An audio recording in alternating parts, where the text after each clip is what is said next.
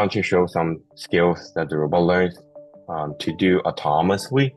So the first one is cooking. So the robot can actually cook the shrimp.